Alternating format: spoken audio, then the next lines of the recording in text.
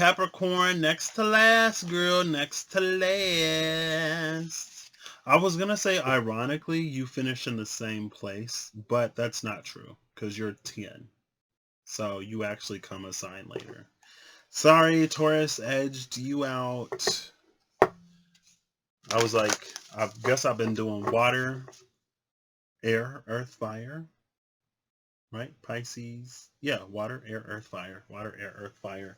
And when it came time for earth, I went backwards through the zodiac, but Taurus was like Taurus. I was like, okay. Well, moo! Capricorn, get out the way. How have you been, Capricorn? Ooh. Ooh, 3 cards coming out like Cancer. Athel, Swelgeness, and Calc. FL 23 original birthright legacy, Swelgeness, the past, the whirlpool, the Norn, that is Earther, and then Calc, mortar, and anchored. FL is 23, Swelgeness is 51, and Calc is 34. 5, 6, 7. Oh my gosh, what crazy. But like a complex 5, 6, 7. A kind of sort of, you got to know how to do math or have a calculator nearby 5, 6, 7. A not necessarily dead giveaway 5, 6, 7. You know what I mean? Bottom of the deck is Heartaker. Oh gosh. 53. Which is an 8! 5, 6, 7, 8. Oh my gosh. What crazy. Oh, Cancer had Heartaker at the bottom of the deck too. Cancer also had like more cards than I would have necessarily liked. More runes than I would have necessarily liked. Athel, Swelgeness, Calc, Heartaker. This immediately makes me think of the 3 of Swords in the Wild Unknown Tarot, how there are 3 swords with a red ribbon around them blocking a corridor. And it speaks of the things hidden behind heartache. For you, what's hidden behind heartache? Hold up. It would be easy to read this as your original birthright. What will help you fulfill your destiny and establish your legacy is hidden by an attachment to the past or something instilled in you from your past that carries an energy of heartache. But something about this Capricorn, or something about saying it that way, feels misleading, or it feels like a gross oversimplification for you. Let's see why. Who comes forward for Capricorn? Dag, clarity and novelty. Also was at the bottom of the deck for somebody. I mentioned it because I was like, Dag, Dagir, Dagaz, Day, or Dage. It had to be Cancer because I'm pretty sure it didn't come out for Gemini just now. Ooh, y'all's really playing on y'all polar opposites, huh? We really playing with the Cancer Capricorn sort of axis today, aren't we? It wouldn't have been possible if Taurus didn't cut ahead. You wouldn't have been in the same. I don't think there's anyone that's in the same cycle. No, because that's 6 signs away, and I've done these in groups of 4. Cancer Capricorn.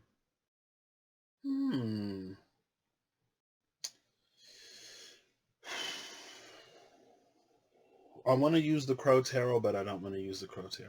I want to use the Runic Tarot because it feels like it'll be simpler.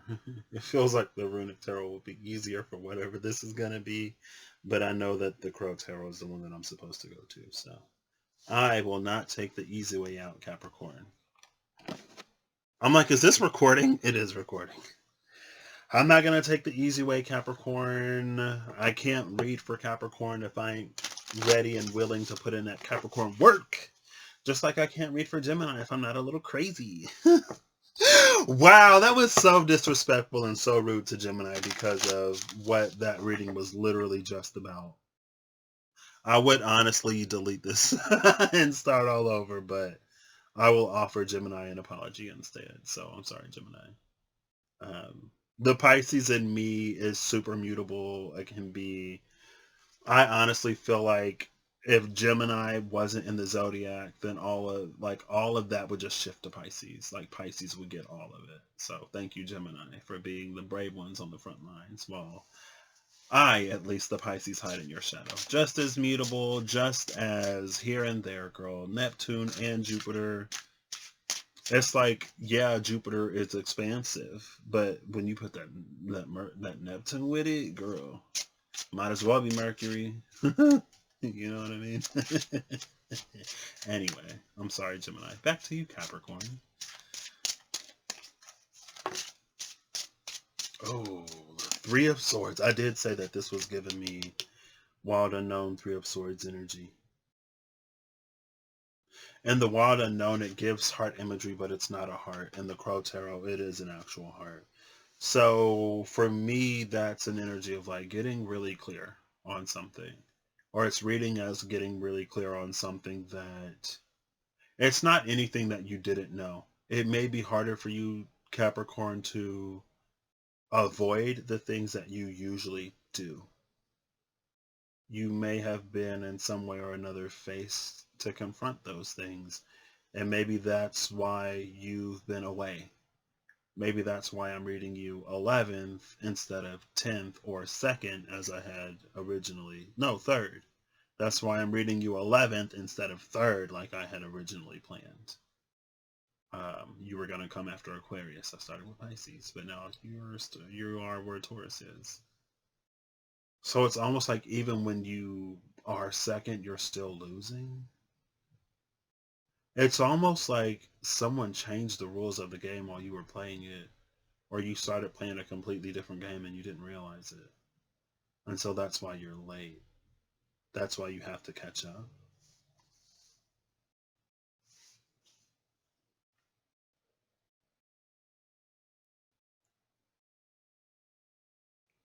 Interesting. It's almost making me think of the tortoise and the hare, but it's different. It's making me think of like a lot of movies and stuff, maybe like Wreck-It Ralph in the race, where there are people who are racing and then there's our protagonist who does all the training, who does all the practicing. They actually become good at racing rather than just like dreaming of being good at racing. They put in the work to become good at it. But then the main antagonist or a group of antagonists, like they cheat or they sabotage the race. So it looks like our protagonist is going to lose, but their skill still puts them in first place. It's like you're still going to finish. That's the novelty of this. But it's like it's something that people wouldn't think to do because they don't have the skill set to pull it off. It's like if you don't have the skill set, then of course you wouldn't think of it as an option because it's something that you can't do. But for me, or you, Capricorn, but for you, Capricorn, you do have that skill set. Because you have that skill set, to others it looks like novelty. To you, it's just a no-brainer. It's like, yeah, duh.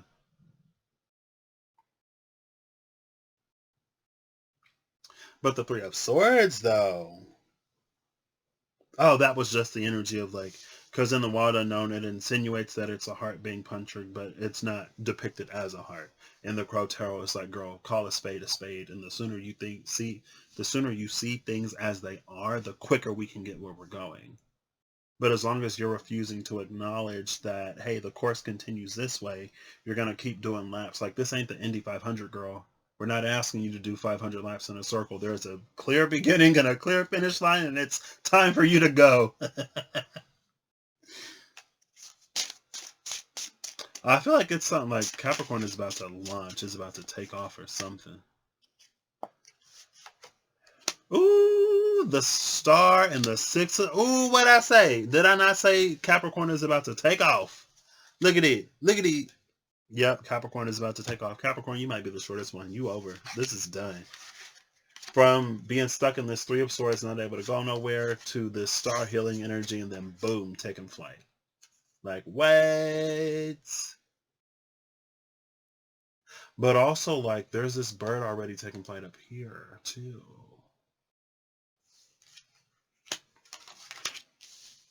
Maybe you're both of the birds. You're the tortoise and the hare in this. You only compete with yourself, Capricorn. You're not playing anybody else's game. Yours is an energy.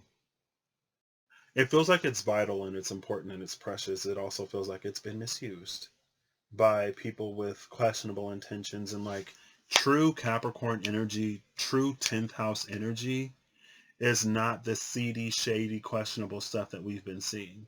Because Capricorn is something, it builds with an intention to last. It's multi-generational. It is the creator, the seed, the beginning of those legacies. And so for something like this, structure has to be structurally sound. It has to be capable of withstanding the elements and capable of withstanding wear and tear and age if it's supposed to be there. And in order to ensure that it is, Capricorn does not skimp. Capricorn does not cut corners, because what happens when you skimp and cut corners, it fails. It falls much, much, much earlier than it was designed to. True Capricorn puts in the hard work, is that grit, is that integrity. Because again, it's built to last. It's like how you want to be an entrepreneur and a business person, or how you want to be like running a business if you're not customer friendly. Who's going to want to patronize your store? Who's going to want to shop with you? Who are you going to do business with? Yourself? No one's going to want to work for you. No one's going to want to buy from you.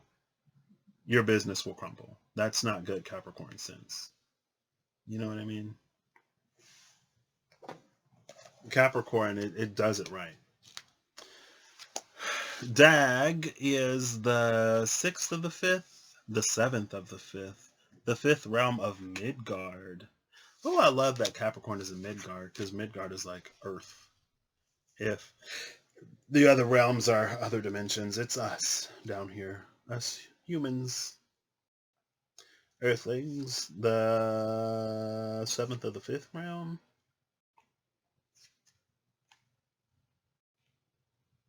Or was, no, it was the 5th. That was the 6th in the book. Here you are. Dag or Dagur. Dagur is either the son of Not Night or Nerthus by the god Dellinger. He is the day personified. A god of Ausgarther, he represents light, activity, and clarity. He has a bright-maned horse named Skinfoxy, and he rides around the sky every 24 hours with Skinfoxy's mane lighting up the sky, according to Odin. The significance of Dagur in the spread is that of new dawn, light, clarity, and positive energy for activities. He brings a new day with new possibilities, new ideas, and has the ability to renew any situation and reset the seeker's question to a clearer and more manageable form. If he is accompanied by any of his family members, his qualities are reinforced. If Dag draws the chariot of the sun, or is day personified with his bright-maned horse, then the star would certainly be in the family, right? Because the sun is a star.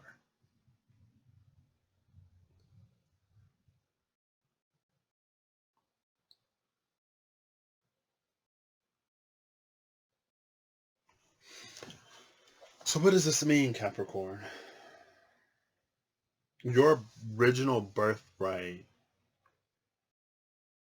is to be, it reads as very captivating, but captivating isn't the word that I want to use.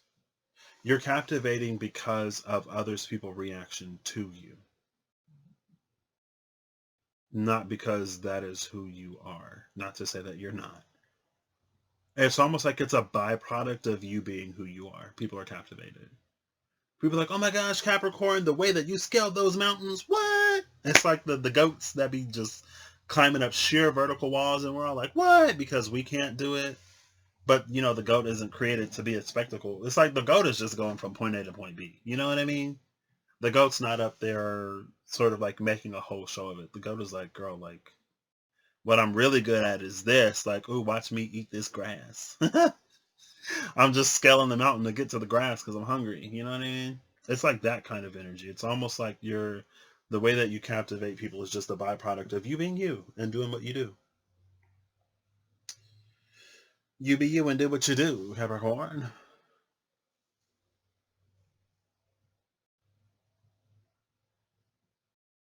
Okay. Um,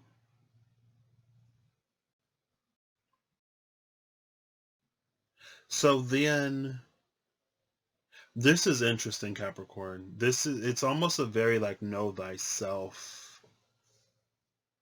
It feels like it culminates in know thyself.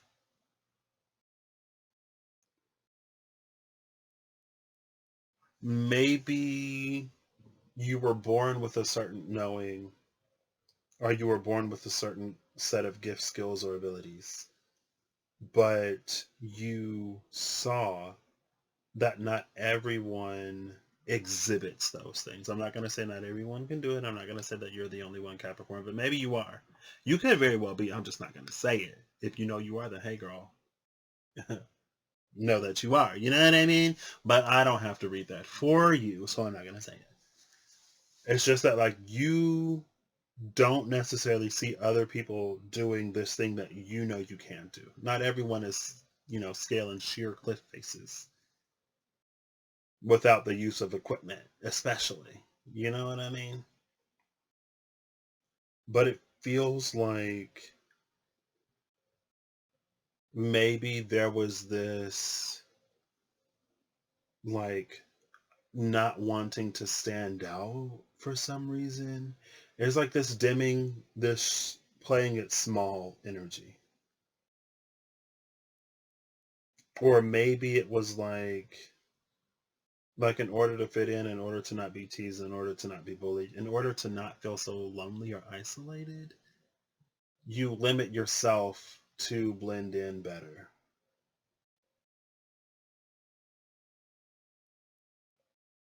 And so your anchor is you. Like this anchor, it's like,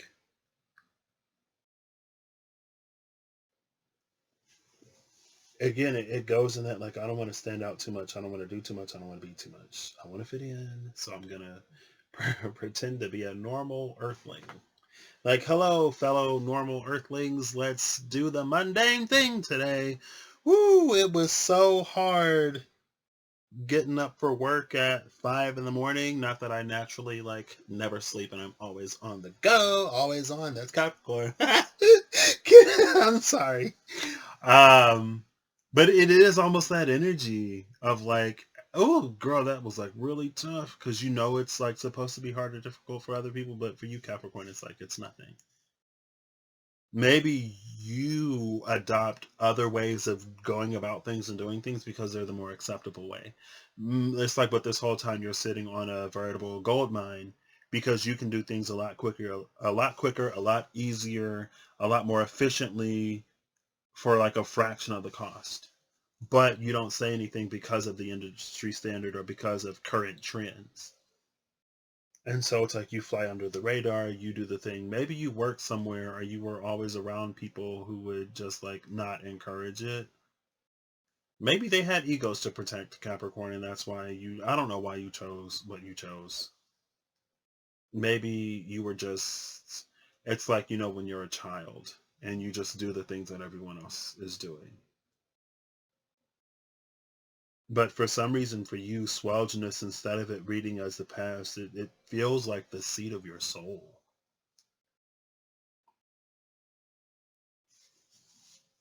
And then this heartache, it's like it's the result of you not doing or not being that, whatever it is. I don't even necessarily know if it's always a pain that you consciously feel. Like maybe you could have gotten used to it, or maybe it's like dull now. Maybe you're used to stifling, minimizing, like being silent or not saying what you actually think. And so it's like you've gotten accustomed to it. But it's your time to shine, baby Capricorn. Because we need you. We need you, Capricorn. Ooh, girl, when we were in that, maybe it was like the Earth epoch. When we were in the Earth epoch with all those Saturn, Jupiter conjunctions and Earth signs, Saturn was like, you know what wouldn't help the planet right now? More Earth energy. Like there's already enough Earth and things seem kind of dusty as it is.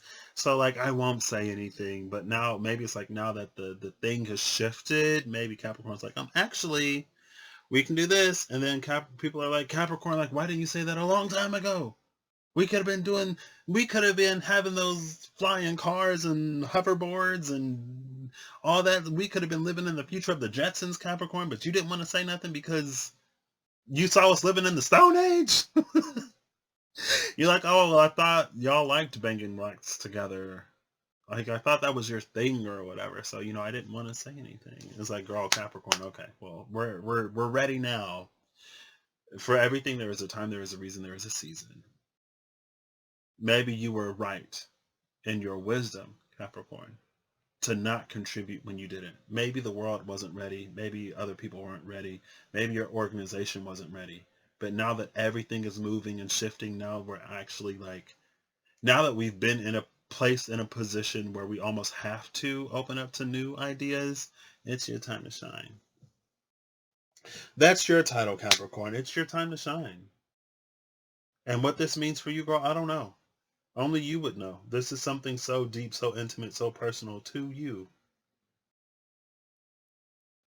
It's like, not like Sagittarius, but almost. Yeah, because Sagittarius had hell, but also had Ran and somebody else. Maybe Freya. It had to be Freya. But hell is like hell is a person and a place type of energy, or a goddess in a place. Like hell is the personification of the place, hell. You are the personification of something. People say Jesus was a Capricorn. Like, we know that he wasn't born on December 25th, but if he was, that would make him a Capricorn. Shonda Rhimes. I heard her say one time Jesus was a Capricorn. But it's all of the, like, Jesus was the personification of like the grace and mercy of God that came down in physical form to show us in an inscrutable question mark, a non-arguable way that it is possible to actually live that life. Even though you on earth, girl, and even though things are hard and difficult, even though you is in the stone ages, if you gotta pick up a rock or a little axe or anything, you can operate a tablet. I ain't calling my grandma a dinosaur, but like my grandma, and she reminded me a few months ago at this point. Like my grandma knows how to text. My grandma got more friends on Facebook than I got. She'd be on Messenger, she'd be on FaceTime, she'd be doing it all. And she was like, yeah, my grandson was like, you are not gonna not know how to text. I made sure she knew how to text, and it's all this stuff. She like, grandson, can you help me with this? I had to go over there and help my grandpa install an app. I had to install an app. And I talked to my grandma. She was like, well, I'm going to just call the people because I don't know how to do this. I'm like, I already downloaded the apps. All you got to do is set up the account and then put in the phone number and it'll do everything else. And she was like, I don't know. And I was like, are you even trying? And she said, no. I was like, okay. Excuse me. Okay, well, there you go. All right, come on, grandma. You know how to text and I'm proud, but I'm going to need you to learn how to download an app too. It's, you go to the store and you search for it and it pops up. And she's showing me on her other phone. She's like, I need this app right here. Well, you can type that in the search bar and it'll pop up. What you need me to come over here for? But you already there, Capricorn. So it's your time. Okay. And it is literally Capricorn season right now. How fitting. And then we have that new moon in Aquarius on January 22nd. So it's going to be a very, very early Lunar New Year. Very early into Aquarius season. I remember, was it last year or the year before? It was like late February. It was like it's almost Pisces season. Oof! I hope that new moon hurry up because we got a new year to start. But it is starting promptly. It is starting early, and I feel like it's in no small part because of. And then again, like because Capricorn is Capricorn, it's something that will stick with us in whatever time we are in. Capricorn is just good like that. Capricorn is good like that. It's built to last, girl. Tell Capricorn where you want it. As long as you have an accurate description of the environment, the climate, what you want, Capricorn will get it together for you quickly, efficiently, and in a cost effective way. So then you don't have to overcharge people either to turn a profit. You know what I mean? It ain't that nasty, shady, seedy business stuff. Capricorn is good business. It's the time for good business. You know? That's what I got. I could sing the praises of Capricorn all day long, girl. But I won't because I got to do Aries and then I'm done. Oh my gosh. So not only do I get the Cancer Capricorn axis in the same sequence of videos, I also get the Ram and the Goat, Capricorn and Aries. On to the Ram. Now I've dealt with the Goat. I hope you have a good whatever whenever you see this Capricorn. I hope you're acting in alignment to make all that you wish to experience your reality. And I hope that when your time comes, you dance instead of sitting it out. I hope you dance.